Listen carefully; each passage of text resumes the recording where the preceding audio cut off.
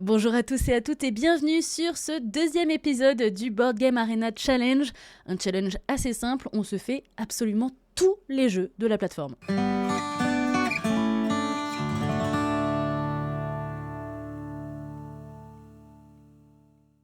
Et aujourd'hui c'est simple, on va se faire deux jeux. On va jouer à Solstice, un jeu exclusivement à deux, et on va jouer à Captain Flip, un jeu avec pas mal de rejouabilité. Et je vous propose qu'on commence avec Solstice, qui est sorti chez Lumberjack Studio et qui est signé Bruno Catala et Corentin Lebras. Un duo qui peut que fonctionner finalement. Allez, c'est parti, on se retrouve en jeu. Solstice, c'est simple, le but du jeu, c'est de faire une montagne. Voilà, on va prendre des tuiles pour construire notre montagne, du moins un chemin de montagne.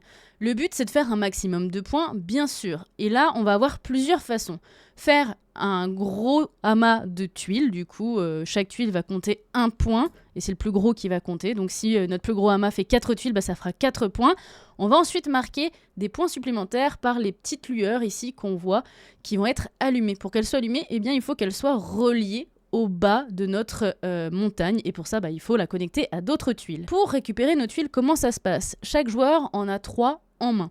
Il va devoir en sélectionner une qui va être reliée à une de la rivière de tuiles. Ça peut être par la couleur ou par le chiffre qu'il affiche. Donc mon 6 ici peut être relié au 2, au 7 bleu, mais aussi au 6 vert qui est ici. Ici, comme ça, on a placé les deux 6 sur leur emplacement sur ma montagne. Ça a donc laissé des possibilités à mon adversaire, donc l'enjeu va être de me concentrer sur ma propre montagne, de faire mes propres objectifs, mais aussi de, pourquoi pas, mettre quelques bâtons dans les roues de mon adversaire.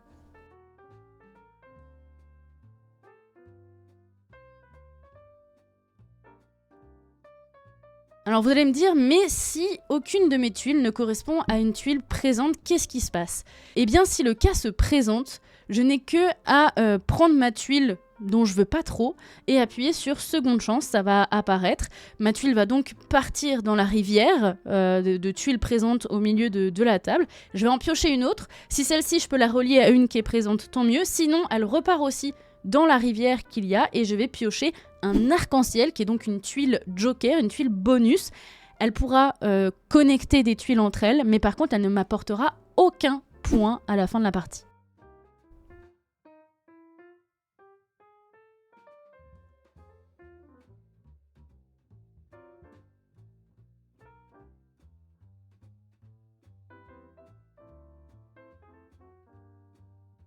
Et là, vous voyez, il y a un cas particulier qui s'affiche, c'est-à-dire que mon adversaire a réussi à faire un carré de 2 sur 2 avec ses tuiles.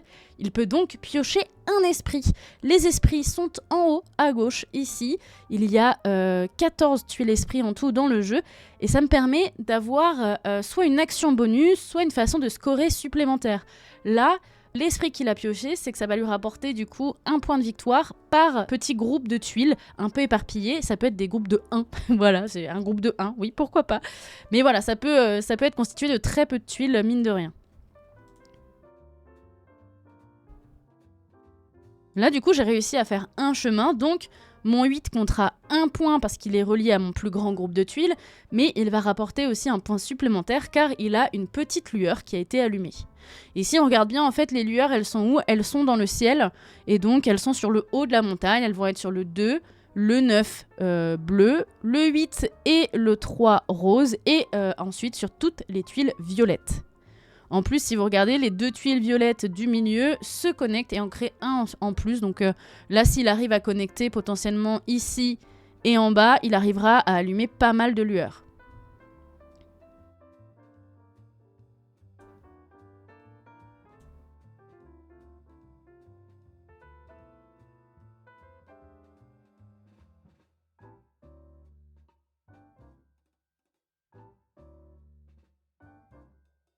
Et là, on va se retrouver dans eh bien, le cas de figure où je ne vais pas pouvoir jouer, où du coup, je vais faire appel à la seconde chance.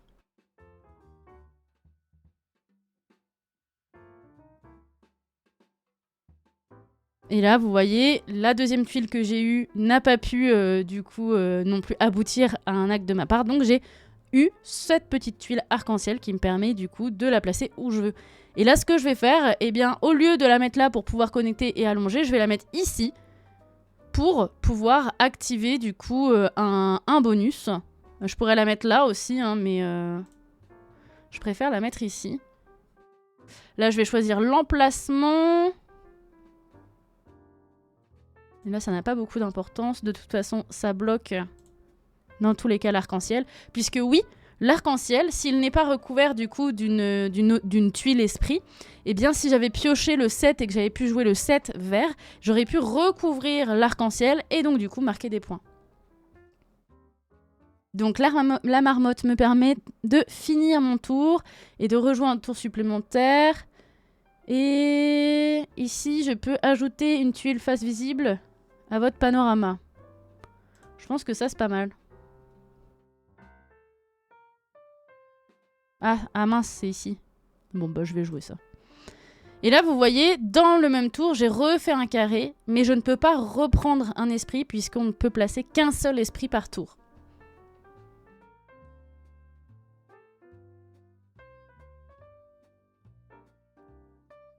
Bon, là, le but, c'est de l'empêcher d'avoir le 4 rose, hein, clairement.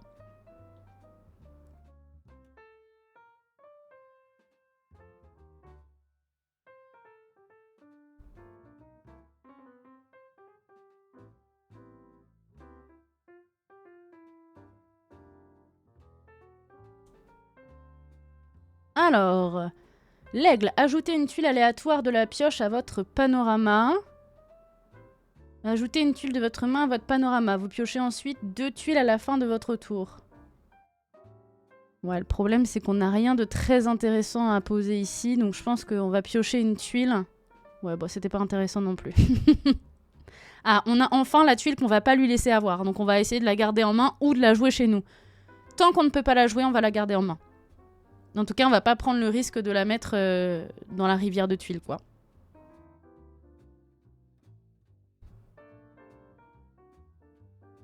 Bah ouais. On a que des 4 là.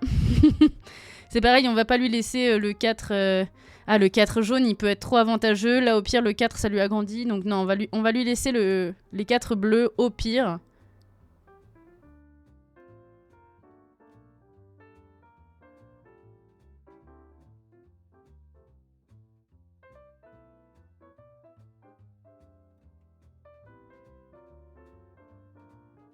Là, j'avais 2 choix, mais je vois bien qu'il n'a pas pris le 6.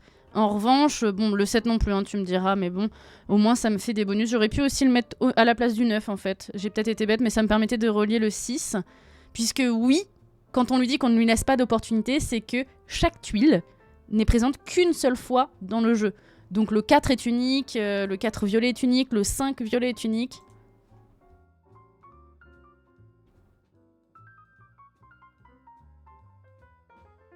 Donc là, soit je décide de gagner un point par tuile arc-en-ciel, soit là, je peux ajouter une tuile arc-en-ciel. Et moi, en fait, le problème, c'est que s'il arrive à faire un carré, ce qui est possible, il va pouvoir prendre une tuile arc-en-ciel et rejoindre ici. Et c'est dangereux.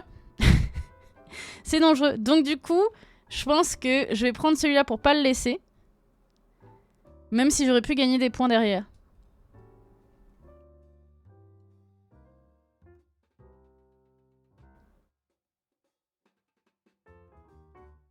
Là, potentiellement, je pense qu'il va prendre le 4 bleu. S'il peut. Il tente la seconde chance, bah oui. Et là, ce qu'on va faire... En fait, j'ai pas envie de jouer le 4 parce que ça va pas me rapporter de points. Par contre, je vais venir récupérer le 5 et le 4 ici. Hop. Ça agrandit ma zone de jeu. Ça agrandit donc les points que je peux me faire derrière. Bon, il a quand même réussi à relier ici avec le 5. Donc ça compte. Il faut juste pas lui laisser le 4 rose. Impossible. Impossible de lui laisser le 4 rose.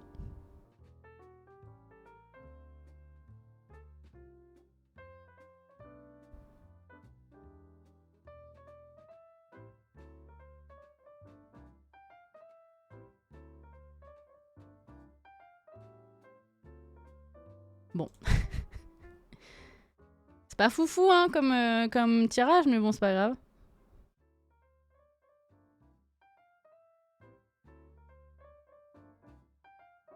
Ouais, donc l'arc-en-ciel, il va le mettre à la place du 4 rose, j'imagine. Oui, bah voilà.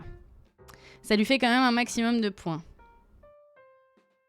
C'est pas très grave. Nous, on va aller récupérer le 6, du coup. Ah, il pioche, super. Du coup, nous, on va aller récupérer le lézard, je pense, qui va nous rapporter des points par arc-en-ciel. Ah, c'est dommage, je comprends pas pourquoi il a pas pris la coccinelle, puisque la coccinelle, elle va te rapporter... Ah non, c'est par lueur non allumée. Toutes ces lueurs, elles sont allumées, lui. Ok, donc nous, on a décidé de venir prendre ici, comme ça, ça nous fait à nouveau un carré. Ah, il faut que je choisisse un emplacement. Allez, ici, ce sera très bien. Et on prend le lézard, comme ça, au moins, nos 3 arcs-en-ciel vont compter comme des cartes classiques et vont compter dans nos points. Il n'y a plus de tuiles, c'est la fin de la partie, donc on va passer au décompte. Bon, on laisse quand même Dionys finir son tour. Hein.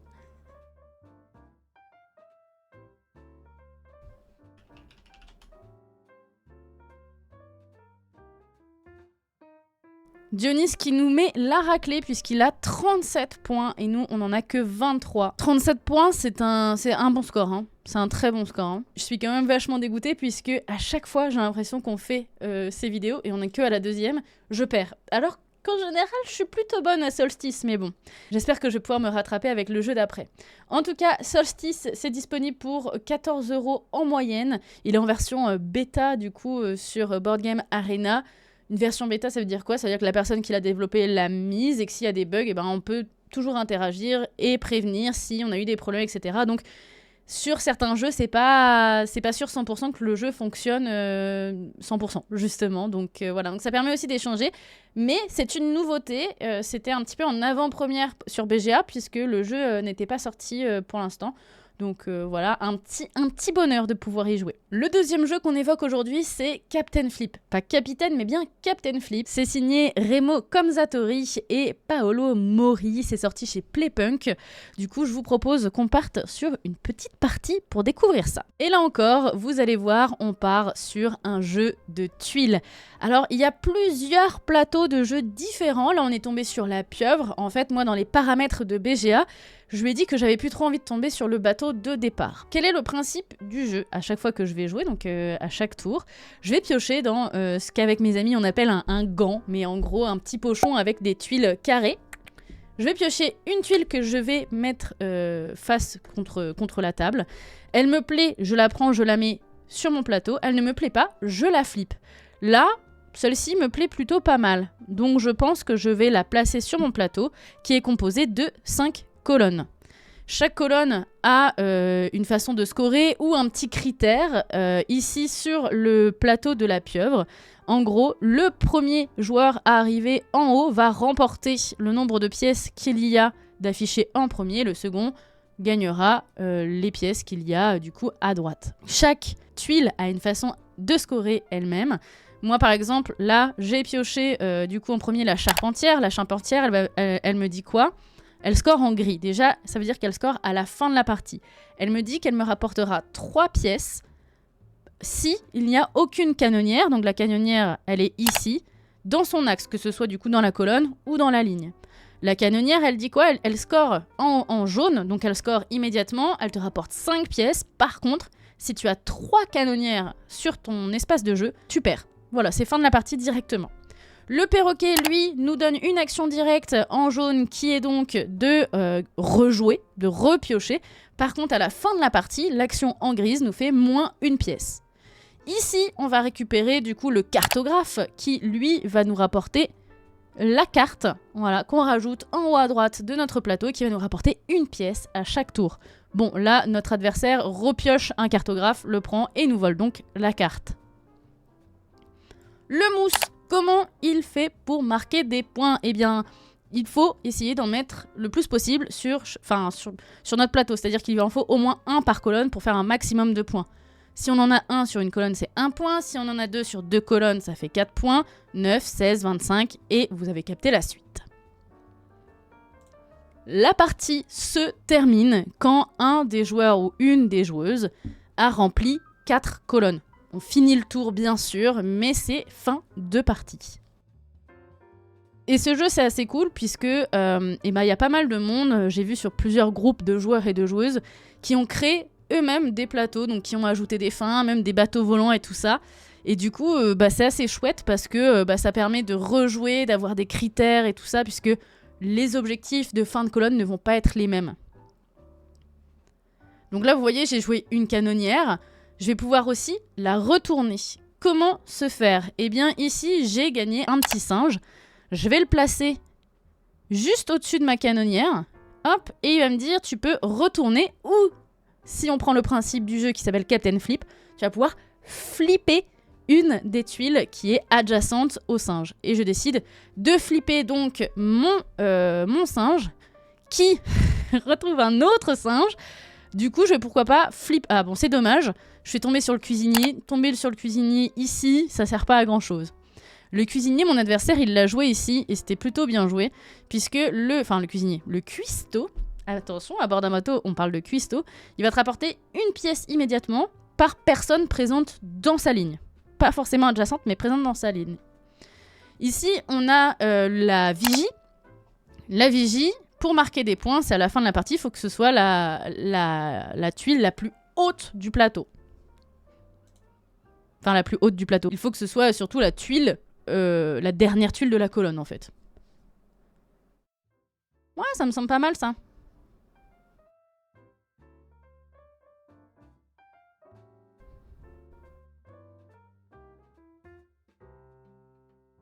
Eh ben, il peut beaucoup rejouer, mais ça lui fait beaucoup de points aussi en moins à un moment donné. Hein. Donc vous voyez, il avait encore un perroquet. Comme ça ne lui a pas plu, il a bien flippé sa tuile avant de la jouer.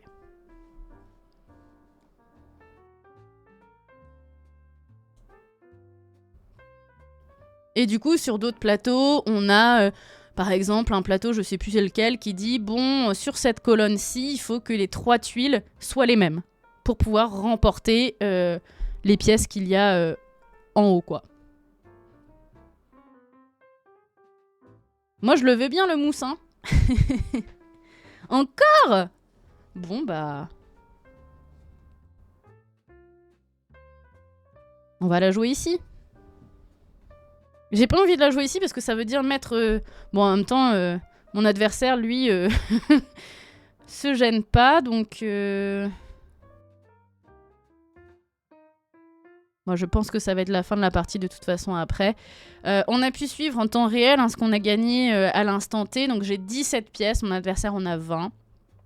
Bon là, il se rajoute 5 pièces, il se met bien. Il se met carrément bien. 1, 2, 3... Ah, presque 4. Ah bah, hop, je vais me mettre ici. Hein. Alors, on n'a pas vu encore ce personnage qui est du coup la navigatrice. La navigatrice, elle va rapporter des points par cartographe présent sur ton plateau à l'instant T. Bon, c'est encore une défaite, hein. Voilà. 36 à 40. Et vous allez pouvoir voir surtout que chez Captain Flip, eh ben, en général, les écarts sont pas immenses. Ça veut dire que le jeu est assez équilibré. Voilà, il y a moins ce côté hasard puisqu'on peut choisir aussi de flipper ou pas qu'on a pu avoir sur Solstice. Solstice, ça va dépendre des cartes qu'on va avoir en main et surtout du tirage en face. Ça se trouve, tout va arranger notre adversaire, il va réussir à faire des petites paires et tout ça de tuiles adjacentes et tout ça. Ça se trouve, nous, ça va être vachement éparpillé et tout ça sur notre plateau. Donc, faut réfléchir, faut toujours aussi avoir un œil sur le plateau de nos adversaires, etc.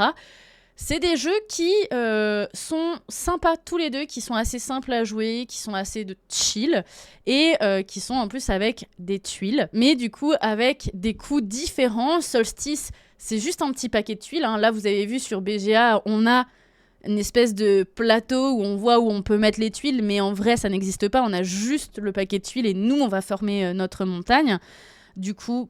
Il n'y a pas énormément de matériel, juste des petites tuiles en carton. On l'a dit tout à l'heure, c'est une moyenne de 14 €.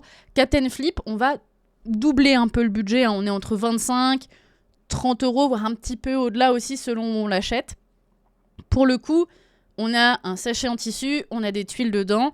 On a pas mal de pièces, du coup, en carton aussi pour l'argent. Et on va avoir les différents plateau puisque on va avoir le bateau, le radeau, la pieuvre, etc., etc. Donc on a une certaine rejouabilité qui est plutôt cool, avec des difficultés du coup qui vont varier. Donc là, on va pouvoir faire des parties qui ne vont pas du tout se ressembler l'une et l'autre.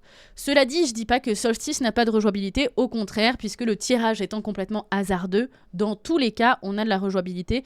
En plus, c'est un jeu exclusivement à 2, donc quand on n'a pas une énorme bande d'amis qui sont joueurs, eh bien c'est toujours cool aussi si on est 2 à la maison ou même à transporter dans un sac, ça prend pas beaucoup de place. Voilà en tout cas pour ce second épisode, j'espère que ce concept vous plaît. Il y a des centaines et des centaines de jeux sur BGA, donc on va essayer de tenir vraiment la cadence et d'en sortir assez régulièrement. Donc n'hésitez pas à rester abonné, à commenter, à activer la cloche, etc. Rester abonné ne veut rien dire. Enfin, restez abonné, mais n'hésitez pas à vous abonner si c'est pas le cas. Ça soutient et puis en plus, ça donne du sens aussi à ce que je fais, parce que si je le fais dans le vide, bah ça n'a aucun intérêt. Donc n'hésitez pas à venir sur la chaîne, à le partager aussi, puisque le but, c'est qu'on découvre tous les jeux qu'il y a sur BGA, et je pense qu'il n'y a pas que des bons jeux, d'accord? Donc on fera les bons trucs comme les pires trucs aussi. Sur ce, je vous souhaite une excellente journée, une très bonne soirée et à très vite, que ce soit sur YouTube ou Twitch.